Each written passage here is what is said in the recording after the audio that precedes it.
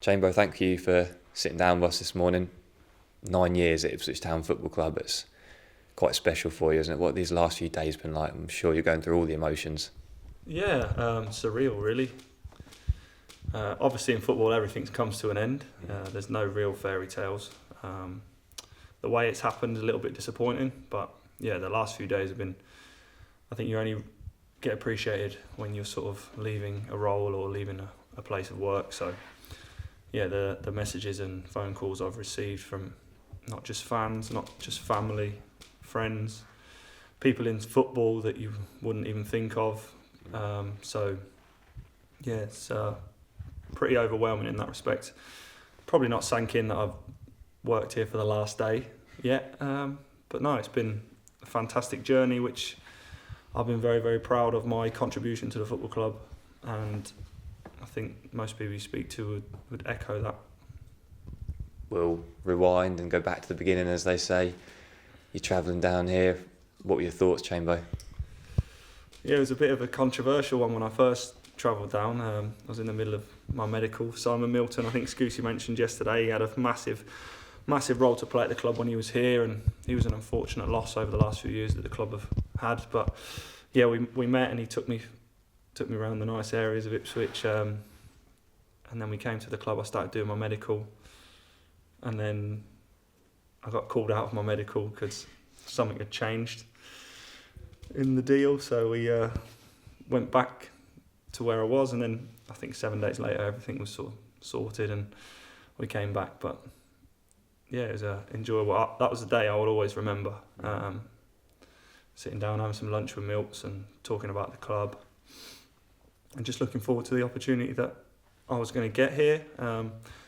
It wasn't what I was expecting to walk into in terms of who we were supposed to sign and the ideas that were sold to me on that day, and over the summer. But no, we thankfully got through that season, albeit through someone coming in and saving us and getting the team playing in the right way we want it to be.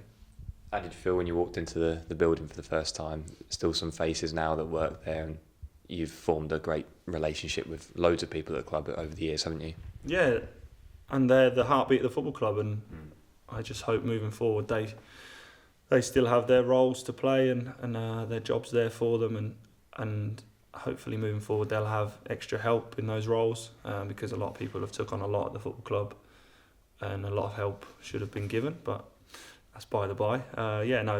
Loads of lovely people at the football club, and they are Ipswich Town Football Club for me. Everyone's always been so helpful to me, and hopefully I've reciprocated in that and helped them along the way and helped build behind the scenes especially that a strong foundation that the club can move forward on, really. When you took your first game as captain, how did that feel, and what was your conversation with Carlos Tevez like as well, because you stepped in for him on the day, of course? Yeah, me and Carlos still speak to this day, and we had a fantastic working relationship, a hell of a player. One of the signings the club did make that had a massive impact, and he's a tremendous guy, really, really talented footballer, and we had a really good relationship. But I think on the day he wasn't playing, and I think it was almost a natural choice for me to take the armband, having done it at Nottingham Forest, a club of a very similar stature and size, and it's just obviously an honour. I didn't come here to be captain of the club. Obviously I knew that was a part of me as a player, but no, it's never been my intention to come in and say, right, I'm only coming if I've got the armband. That's just not me as a person, and I'll always play the same way with or without the armband. And yeah, he was someone I looked up to. He handled the club very, very well, always spoke very well. His standards matched mine, and our ambitions in the game matched mine, and yeah, he was someone that I was happy to take the armband from on that day, but never envisaged why he was at the club to take it or have the responsibility of it, because once someone is a captain of a club, it's very, very, for me, disrespectful for someone to be removed from the captaincy and for anyone else to go out there and try and take it away, do you know what I mean? So it was a nice example to lead from, really. Although it wasn't at Ipswich Town, when did you realise that you had the characteristics and attributes to be a captain in the game, Chambo? Were you running around as a little lad, as vocal as you are on the pitch now? I think so. I think I've always just tried to demand and help and be an example on the pitch, and always try and do things the right way, the way I live my life, the way I live at training, the way I am around workplaces, even at home. just the sort of standards you try and set yourselves in your life, and that's from my upbringing. My parents, I can't thank them enough. My network of family growing up. My dad had to move to Germany to work at times, and aunties and uncles taking me to training, and the effort that takes, all the stuff that's unseen in football. Yeah, they've had a massive role to play, and that's probably set me in the foundations for trying to go out my way and help other people all the time. And that's sort of when I was at Northampton coming through. I was one of the late developers, and it was a difficult time to see other people my age playing above, and then I had a growth spurt, and then I became more confident, more vocal, but then I captained Northampton to promotion when I was 19, so someone else saw that in me, which obviously brought that out in me, and I've never changed to this day, really.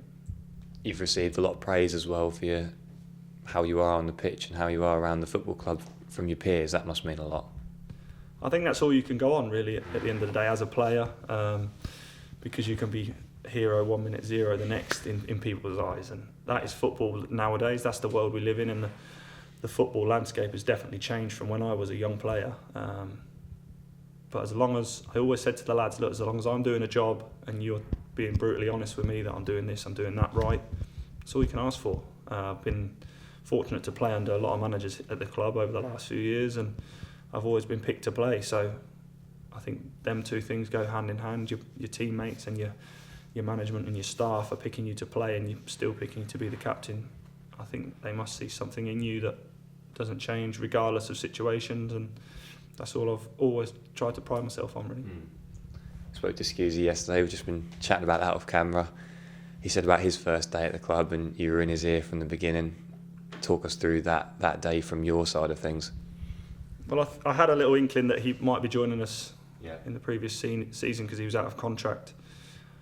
And he's mentioned Simon Milton. I think that's a role that has been difficult to play down, really, because he made such an impact and showed people around, and in the end we've had a little bit of a void there in terms of like people having to take on 2 or 3 different roles at the club. So he helped people come into the environment, and then for me it was just, as soon as you come in day one, people will have known me from playing against me for a while. So the majority of people that I'd met are people that had played against me and know of me in football. So if I could just come break the ice, allow them to feel as comfortable as possible, whether it would be giving them a bit of stick or saying, why did you give me an elbow in this time in the game? That was always my role, and I think the lads that have joined the club over my 9-year period would say that it's been a very, very easy environment to settle down, because you know what it's like when you go into a new job or you start a new school as a person. It's always a nerve-wracking time. So if you can be that guy it's a familiar, friendly face, get them settled as quickly as possible. It's only going to help me, only going to help the team and the club, that they're in an environment where they're comfortable and ready to hit the ground running and get the best out of them for the reason they've signed for the club. That's a close friend of yours and someone that's a similar age, but you've also played a role in helping the youngsters, haven't you? Because you took them in digs and arm around the shoulder when they needed that kind of thing. What's that been like for you, Chambo? That must make you feel proud. It does, yeah. And you mentioned Scusi. Me and him are thick as thieves. We've been tight as anything since day one. He's been a massive influence on me and my life, chilled me out at times, give me a rollicking when I've needed it. He's someone that lives his life and standards the way I have. He's helped drive the football club for the whole time he's been here, behind the scenes, in the community. And for me, you couldn't ask for a better role model, a better professional to represent your football club. Yes, he hasn't, like you mentioned, doesn't score loads and loads of goals, but what a professional, what a player that the lads appreciate in the team.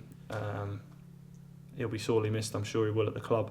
Be a difficult player to replace, but yeah, me and him have took on that role. But going back to the first question, yeah, it's just me. Whether I'm here at the club or not, people will pick the phone up and ask for me, ask for advice, and I'm always there for them. There's no agenda. The boys that have come in and sort of stayed with me, it's been a quick learning curve for them, because just tiny things like saying thank you and helping and cleaning up after yourselves, just all things that we've tried to have at home as well as in the football club. There's still to this day, I'm chasing players down the corridor. Why have you left your plate on there, or why have you left your crumbs from your lunch? Yeah. Just respect things, really, because if you can't do that at your place at work, would you do it at home? Just those sort of things that we're trying to drive, which hopefully will manifest into something more positive moving forward as players, and they've definitely taken that on board. We've had some good players that have found themselves in first team environment that I've had quite a lot of involvement with, so that's something I'll take away and be very, very proud of. Of course, the Hive, the playoff season, what was that like to be involved in, and can you pick out a kind of real moment where you really settled in at the club and thought, this is my home? The playoff season was fantastic. You look at the players we had in that squad and what the manager had been able to put together on what he was allowed to work with was nothing sort of fantastic. And had we capitalised on our position at Christmas time, from a dressing room point of view, I think we might not be sitting where we are now. But yeah, that was the moment. I think even the Charlton game when Noel came on and scored, and he'd had a bit of stick when he was at Leeds, and they stick a camera in front of your face 30 seconds after you've just won it in the 90th minute, and you've got 4,000 fans at Charlton, proper true Ipswich fans down there, and what a day that was. And looking forward, we just knew that we were gonna get there, and just unfortunate we missed out on those playoffs to the lot up the road that we've not had too much success against the last few years. But no, that when I knew I'd settled in, not sure really. There was a moment, just probably the first day of coming to the club. There's just so many good memories that have come out of the last few days, because you can get caught up in the last few years. Really, it's not been where we want to be, and everyone's looking for someone to blame. It's just been nice to say, I have had a positive effect, and seen all these memories, and the video you guys put out. It's just nice. It's just really nice to see what effect I've had on the club, and it's one I'm really, really proud of. From that first day though, has your love for the club and the people at the club just grown and grown? Yeah, exactly. To be brutally honest, I didn't think I'd be leaving the club this summer. We'd had conversations in the past and a few mixed messages and stuff. And I don't feel it's the right time for me to leave, but at the end of the day, that's out of your hands at times. And the conversation I had on the last day was sort of quick and to the point. Could it have been handled a bit differently? Maybe. But it's something you can't dwell on, otherwise it'll eat your way inside. I'm sure I've got a little bit of unfinished business at the football club, so potentially in the future, who knows what's around the corner. But for now, I want to continue playing. This feeling and the place in my life and my family and my heart, really, it'll always be a club that is going to be very, very difficult to beat. And I'm just looking forward to the next chapter now.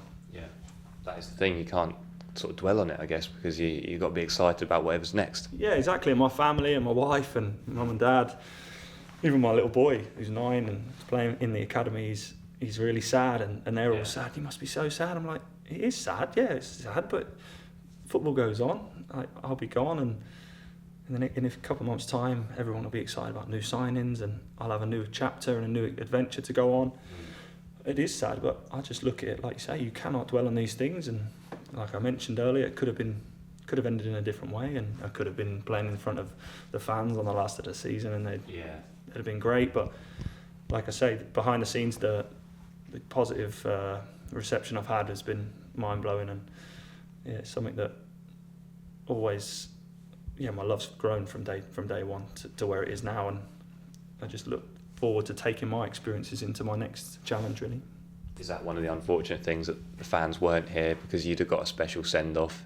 If everyone was aware that it was your last game, you'd have had that special send-off. And I know you received lots of messages on social media, but you must have missed that moment on the pitch. Yeah, and maybe in the future, a few weeks down the line, it might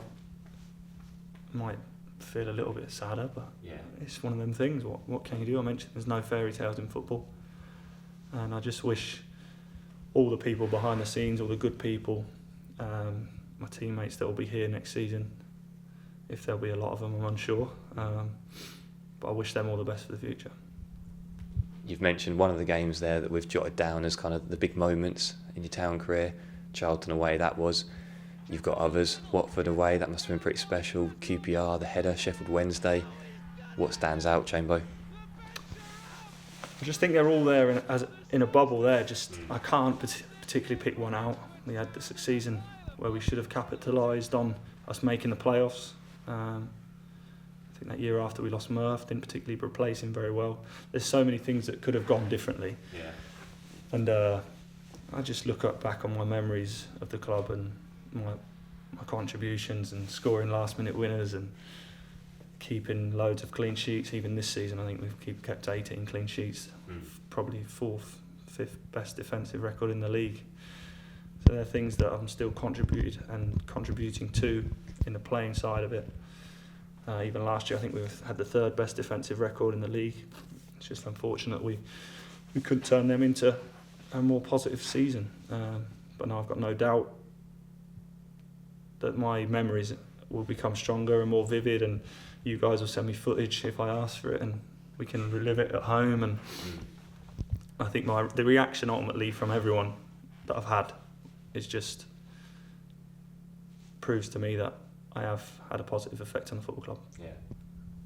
Monday, when you're saying your goodbyes at the training ground, absolutely appreciate that your messages to people are personal, but what was the kind of gist of people saying? I'm sure they all echoed each other's messages, just wishing you all the best for the future and vice versa. Yeah, you do that, and you can only give each other a high five, give each other a hug. It's just sort of days after when things have settled in, I think. 2 or 3 days after, or a day after, I've just received messages from every single player in the squad, players that I've played with everywhere. Like Aaron Creswell texted me the other day, just say thanks for everything. We still speak to this day, and I think they're the things you can take away from football, really.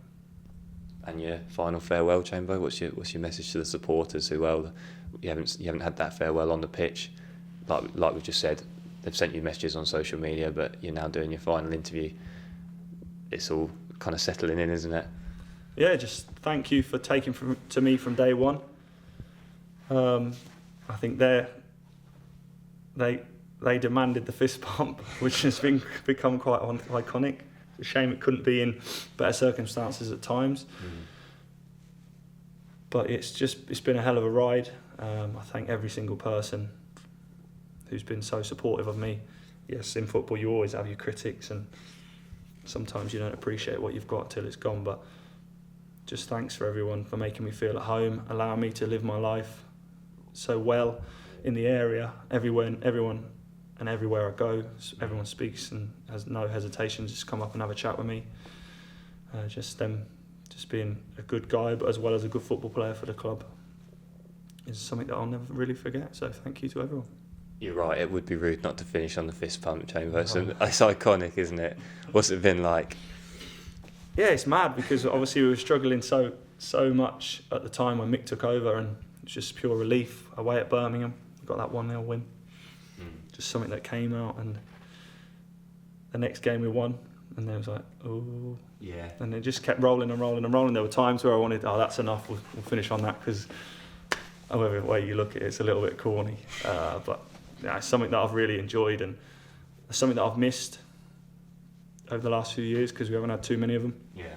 So in them times when you're struggling a little bit to do it, it's a little bit like, we've won a game, right, on to the next one and try and achieve something. But no, it's something that I'll be remembered for, something that I'll have enjoyed, and I can really savour those moments of when we've won games and just everyone's in it together, because at the end of the day, I've only ever played with my heart on my sleeve, only ever gave as much effort as possible, never left anything out there, and I think people will see that, they'll remember that, and we'll always have their moments together, and just something really, really nice to remember. And we've got a lot on video, and just brings back those memories, and people remember those days for as long as we can, really. Best of luck, Chambo, and thank you for everything.